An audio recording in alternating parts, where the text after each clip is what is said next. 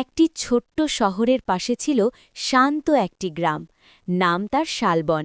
এই গ্রামে থাকত রাহিম নামের এক গরিব মানুষ। তার ছোট্ট একটি কুঁড়েঘর, সামান্য জমি আর একাকী জীবন। স্ত্রী মারা যাওয়ার পর সে একাই থাকত। দিনমজুরির কাজ করে কোনো মতে জীবন চলত তার। একদিন বিকেলে কাজ শেষে বাড়ি ফেরার পথে রাহিম দেখতে পেল একটি ছোট্ট আহত বিড়াল রাস্তার পাশে পড়ে আছে।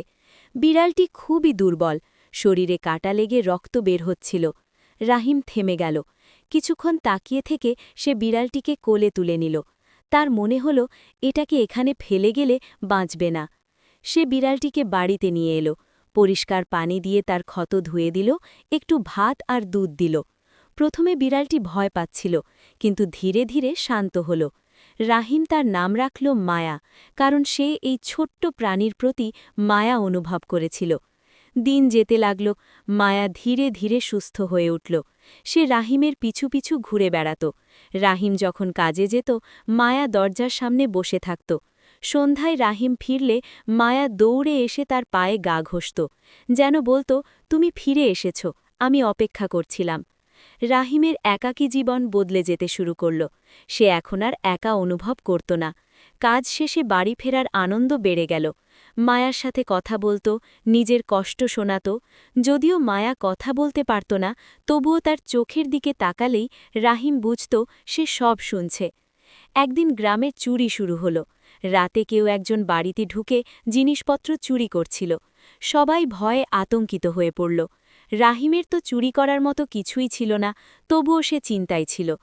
এক রাতে গভীর ঘুমে ছিল রাহিম। হঠাৎ মায়া জোরে জোরে ডাকতে শুরু করল। তার ডাক শুনে রাহিম জেগে উঠল। সে দেখল ঘরের দরজা একটু খোলা, আর বাইরে কারো ছায়া নড়ছে। রাহিম চুপচাপ বাইরে তাকিয়ে দেখল একজন চোর ঘরে ঢোকার চেষ্টা করছে। সে চিৎকার করে উঠল।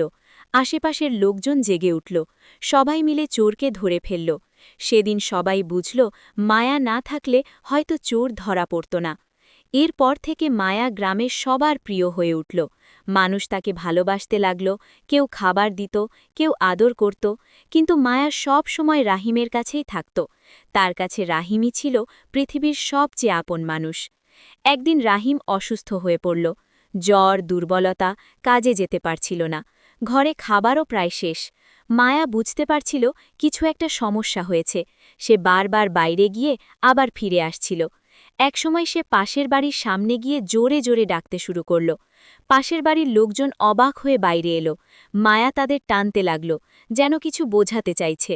অবশেষে তারা রাহিমের বাড়িতে গিয়ে দেখে সে অসুস্থ অবস্থায় পড়ে আছে। তারা দ্রুত ডাক্তার ডাকে, ওষুধ আনে, খাবার দেয়। ধীরে ধীরে রাহিম সুস্থ হয়ে ওঠে। সেদিন রাহিম বুঝল, মায়া শুধু তার পোষা বিড়াল নয়, তার জীবনের অংশ। সে তার জীবন বাঁচিয়েছে। দিন কেটে যায়, বছর ঘুরে যায়, রাহিম আর মায়ার সম্পর্ক আরও গভীর হয়। তারা যেন একে অপরের ছায়া হয়ে থাকে। গ্রামে তাদের গল্প ছড়িয়ে পড়ে, এক মানুষের আর একটি বিড়ালের অদ্ভুত বন্ধুত্বের গল্প। একদিন সন্ধ্যায় রাহিম উঠানে বসেছিল, মায়া তার পাশে। আকাশে লাল সূর্য ডুবছিল। রাহিম মায়ার মাথায় হাত বুলিয়ে বলল, তুই না থাকলে আমি বাঁচতে পারতাম না। মায়া চোখ বন্ধ করে শান্তভাবে বসে রইল। সময় সব কিছু বদলে দেয়। মায়া একসময় বুড়ো হয়ে গেল। তার চলাফেরা ধীরে হয়ে গেল, কিন্তু রাহিম তাকে আগের মতোই ভালোবাসত। এক শীতের রাতে মায়া রাহিমের কোলে মাথা রেখে চুপচাপ ঘুমিয়ে পড়ল, আর জেগে উঠল না। রাহিম খুব কাঁদল। সে মায়াকে তার বাড়ির পাশেই কবর দিল। প্রতিদিন সে সেখানে যায়, বসে থাকে, কিন্তু তার মুখে এখনও একটুখানি হাসি থাকে, কারণ সে জানে তার জীবনে একসময় সত্যিকারের ভালোবাসা এসেছিল, একটি ছোট্ট বিড়ালের রূপে। এই গল্প আমাদের শেখায়, ভালোবাসা শুধু মানুষের মধ্যে সীমাবদ্ধ নয়, একটি ছোট প্রাণীও মানুষের জীবনে আলো এনে দিতে পারে।